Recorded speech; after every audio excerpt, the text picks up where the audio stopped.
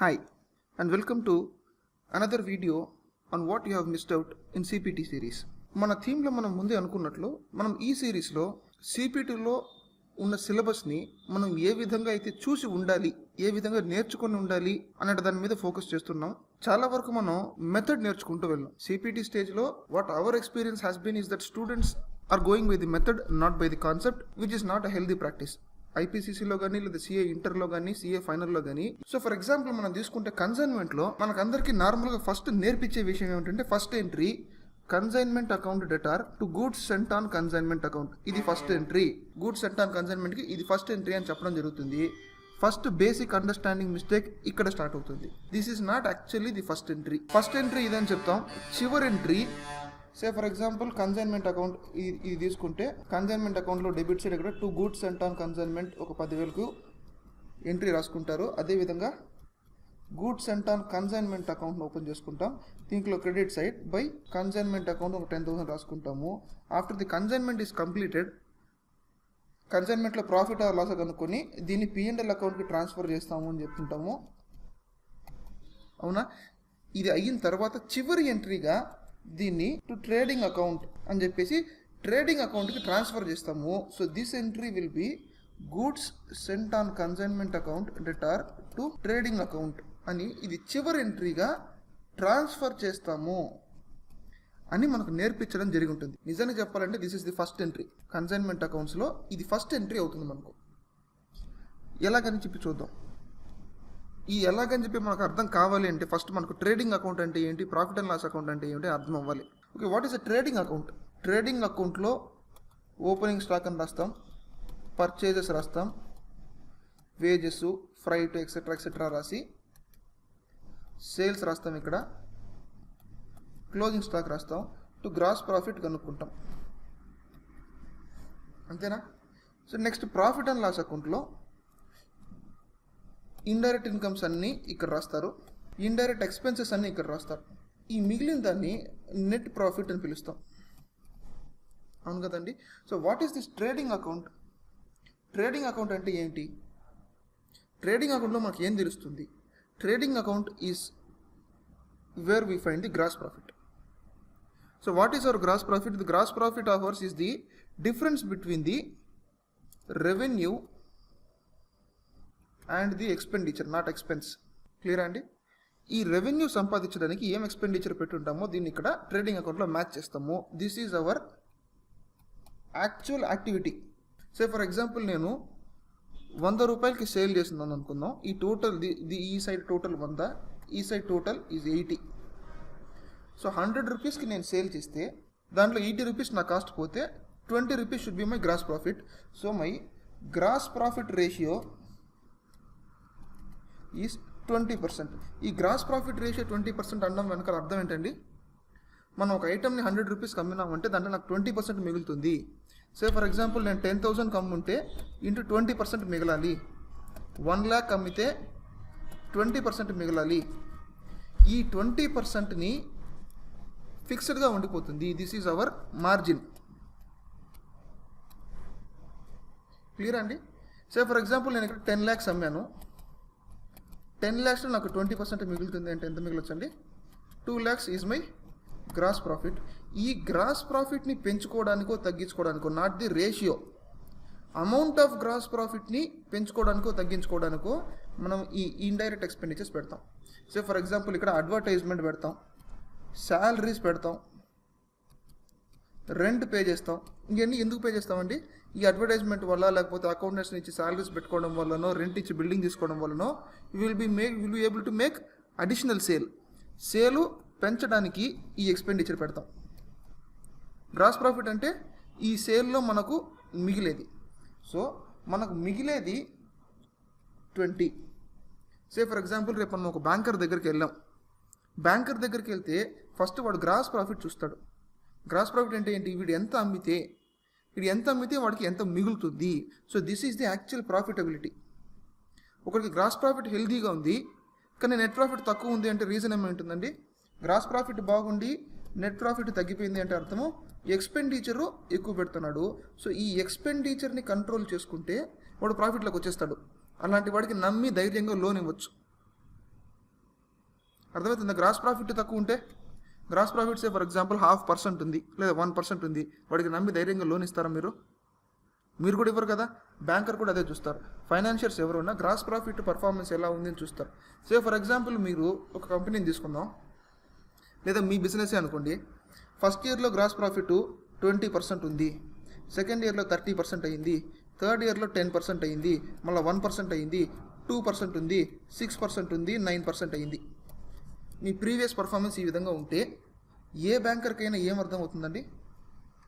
వీడు ఒక పెద్ద మూర్ఖుడు, వీడికి ఫిక్స్డ్గా గ్రాస్ ప్రాఫిటే మిగలడం లేదు, వీడికి ప్రాఫిట్ వస్తుందో లాస్ వస్తుందో తెలీదు. ఇప్పుడు ప్రాఫిట్ లాస్ 1% వచ్చిన దగ్గర నష్టం రావచ్చు, లేదా వీడు రేపు యాక్చువల్గా దివాలా కూడా తీసేయచ్చు అని డౌట్ వస్తుంది. అవునా? అర్థమైందండి? సో ఇప్పుడు ఏ బిజినెస్కైనా గ్రాస్ ప్రాఫిట్లో చేంజ్ వచ్చే అవకాశం ఉందా? గ్రాస్ ప్రాఫిట్ మార్జిన్ ఏదైతే ఉంటుందో, సపోజ్ మీరు ఒక 10 రూపాయలకు కొంటే 12 రూపీస్ అమ్మేది మీ అలవాటు అనుకుందాం. సడన్గా దాన్ని తగ్గించి అమ్ముతారా? తగ్గించి అమ్మరు. సో గ్రాస్ ప్రాఫిట్లో కన్సిస్టెన్సీ మెయింటైన్ చేయడము ఎవరికైనా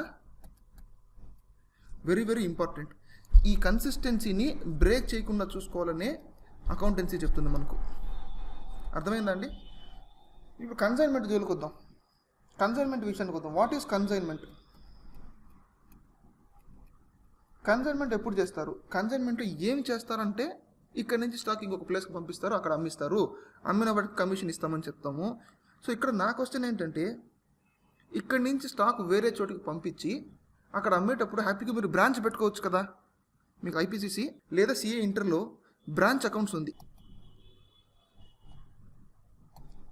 అవునా? మీరు హ్యాపీగా బ్రాంచ్ పెట్టుకోవచ్చు కదా. బ్రాంచ్ పెట్టుకోకుండా కన్సైన్మెంట్ చేయాల్సిన అవసరం ఏముంది?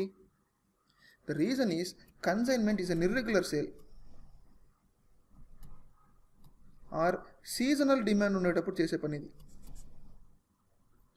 లేదా occasional demand. Say for example మీరు చింతపండు వ్యాపారం చేస్తున్నారు అనుకుందాం. మీరు చింతపండు వ్యాపారం చేస్తా అండి. సే ఫర్ ఎగ్జాంపుల్ మీ ఊరి నుంచి ఒక 100 కిలోమీటర్ల డిస్టెన్స్లో ఉండే ఊరిలో చింతపండుకి డిమాండ్ ఉంది. ఫర్ ఎగ్జాంపుల్ మీరు మదనపల్లిలో ఉన్నారు, మదనపల్లిలో టొమాటోస్ బాగా ఫేమస్. సడన్గా టొమాటోస్కి డిమాండ్ ఎప్పుడు పెరుగుతుంది ఎప్పుడు పెరుగుతుంది మనం చెప్పలేం. అదేవిధంగా మీరు శివకాశీలో ఉన్నారనుకుందాం, శివకాశీలో మీరు టపాసులు తయారు చేస్తారు, దీపావళికి మాత్రమే దానికి డిమాండ్ వస్తుంది, లేదా న్యూ ఇయర్కి కొద్దిగా డిమాండ్ వస్తుంది. ఆ టైంలో మాత్రమే మీరు అమ్మాలనుకుంటున్నారు. It is a seasonal business కదా, ఆ సీజన్ వచ్చినప్పుడే జరుగుతుంది. ప్రతిసారి టొమాటోస్కి బిజినెస్ వస్తుందో లేదో చెప్పలేం. సే ఫర్ ఎగ్జాంపుల్ ఈరోజు మీ దగ్గర టొమాటో స్టాక్ ఉంది. స్టాక్ ఉన్న టొమాటోస్లో చిత్తూరులో సడన్గా రేట్లు పెరిగినాయి. సో మదనపల్లి నుంచి ఇమీడియట్గా మీరు గూడ్స్ని చిత్తూరుకి ట్రాన్స్ఫర్ చేస్తారు. అక్కడ మీకు తెలిసిన అతను ఎవరైనా ఉంటే అతనికి ఇచ్చి దీన్ని ఇమీడియట్గా అమ్మేయి అని చెప్తారు. So my question is, can you expect the same amount of demand in Chittoor for ever? లేదా ఫర్ ఎవ్రీ ఇయర్ మీరు ఎక్స్పెక్ట్ చేయగలుగుతారా? Every year it will not happen. So every year జరగదు కాబట్టి this occasional demand, this is an irregular business. ఇదే example తీసుకుందాం. ఈ సంవత్సరంలో మీకు కన్సైన్మెంట్ చేయడానికి సడన్గా డిమాండ్ పెరిగింది. కన్సైన్మెంట్ సేల్స్ మీకు ఎక్కువ జరుగుంటాయి, అబ్నార్మల్ ప్రాఫిట్స్ వచ్చి ఉంటాయి, అప్పుడు గ్రాస్ ప్రాఫిట్ పెరిగిపోయింది. ఆ ఇయర్ ప్రాఫిట్ వచ్చినప్పుడు బాగానే ఉంటుంది. సే for example what about this 1% and 2%, 6%, 9%? ఈ సంవత్సరంలో మీ టమాటోస్కి డిమాండ్ రాలేదు. సో ఇప్పుడు బ్యాంకర్స్ దగ్గర ఎదవైపోయేది ఎవరు? బిజినెస్ అయిపోతుంది. స్టేక్ హోల్డర్స్ అందరికీ బిజినెస్లో ఏం జరుగుతుంది అన్నది తప్పుడు ఇంప్రెషన్ వస్తుంది. సో తప్పుడు ఇంప్రెషన్ రాకూడదు అంటే ఇర్రెగ్యులర్ బిజినెస్ చేయకూడదు అని చెప్పాం. ప్రాఫిట్ ఎక్కడొచ్చినా బిజినెస్ చేయాలి, అది వ్యాపార ధర్మం. ఇర్రెగ్యులర్ బిజినెస్ ఏదైతే ఉంటుందో దాన్ని ట్రేడింగ్ అకౌంట్లో చూపించకూడదు. Irregular business shall be taken out of the trading account. So అందుకోసమే ట్రేడింగ్ అకౌంట్లో సే ఫర్ ఎగ్జాంపుల్ మన ఓపెనింగ్ స్టాక్ 10,000 ఉందనుకుందాం. ఇయర్ పర్చేజెస్ ఒక 1 lakh చేశారు. దీంట్లో ఏదైతే మీరు గూడ్స్ అండ్ ఆన్ కన్సైన్మెంట్గా తీసుకుంటారో, కన్సైన్మెంట్ మీద మీరు ఏదైతే పంపిస్తారో దాన్ని కంప్లీట్గా ట్రేడింగ్ అకౌంట్ నుంచి బయట తీసేస్తారు. So first entry by goods and on consignment account 10,000. Regular purchases, regular business purchases నుంచి, రెగ్యులర్ బిజినెస్ ఎక్స్పెండిచర్ నుంచి దీన్ని బయట తీసేస్తాము. So first entry in consignment is goods and on consignment account at or to trading account. Clear అండి? Trading account నుంచి goods sent on consignment అనే పేరు తిప్పి బయటకు తీసుకొచ్చేస్తున్నామో this is not a transfer entry, this is the originating entry. కన్సైన్మెంట్కి ఇక్కడ నుంచి గూడ్స్ తీసుకొచ్చేసాము. So goods sent on consignment అకౌంట్లో జస్ట్ లైక్ మన ట్రేడింగ్ అకౌంట్లో ఏ విధంగా ఉంటుందో ఇక్కడ కూడా టు ట్రేడింగ్ అకౌంట్ అని చెప్పి 10,000 రూపాయల బ్యాలెన్స్ పెట్టుకుంటాము. నెక్స్ట్ ఈ goods sent on consignment account నుంచి ఈ గూడ్స్ బేస్ చేసుకునే కదా మనం కన్సైన్మెంట్ అనే చిన్న వ్యాపారం చేస్తున్నాము. సో ఆ profit and loss account, consignment account is nothing but a profit and loss account by consignment అకౌంట్కి ట్రాన్స్ఫర్ చేస్తారు. Consignment account, this is the actual transfer entry. Consignment account debtor to goods sent on consignment account. ఇప్పుడు consignment అకౌంట్లో debit side మీకు ఒక 10,000 వచ్చి పడుతుంది. Goods sent on consignment అని, దీని తర్వాత దీన్ని సేల్ చేయడము, ప్రాఫిట్ కనుక్కోవడము, ఈ ప్రాఫిట్ని మళ్ళీ P&L అకౌంట్ ట్రాన్స్ఫర్ చేస్తాం. ఎందుకంటే P&L account is where all your irregular incomes or indirect incomes are reported. ఇక్కడ ప్రాఫిట్ వచ్చినా లేదా లాస్ వచ్చినా ప్రాఫిట్ అండ్ లాస్ అకౌంట్కి ట్రాన్స్ఫర్ చేస్తాం. చూసారు కదండి, this is the level of understanding you need in each and every subject, each and every topic also. ప్రతి సబ్జెక్ట్లో ప్రతి టాపిక్లో. సిపిటీలో మీకు అకౌంట్స్ ఒక్కటే మీకు ఐపీసీసీలో కంటిన్యూ అవుతుంది. IPCC or CA inter revised syllabus, CA inter సిలబస్లో లాలో కాంట్రాక్ట్ యాక్ట్ ఒక్కటే మీకు కంటిన్యూ అవుతుంది. దట్టు ఒక 10% మాత్రమే కవర్ అవ్వచ్చు.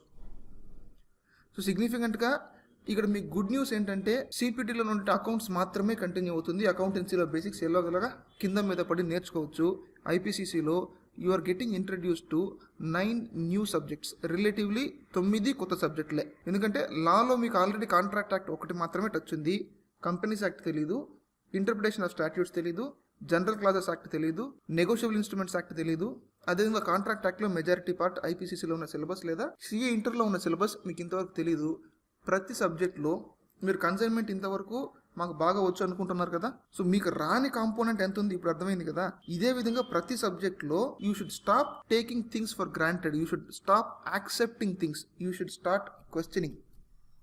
ఎందుకు అని చెప్పి క్వశ్చన్ చేయలేదంటే this original entry has already become a transfer entry for you. ఏదైతే ఒరిజినల్ ఎంట్రీని ట్రాన్స్ఫర్ ఎంట్రీ అని చెప్తే మీరు నమ్మేశారు, ట్రాన్స్ఫర్ ఎంట్రీని ఫస్ట్ ఎంట్రీ అంటే నమ్మేసినారు.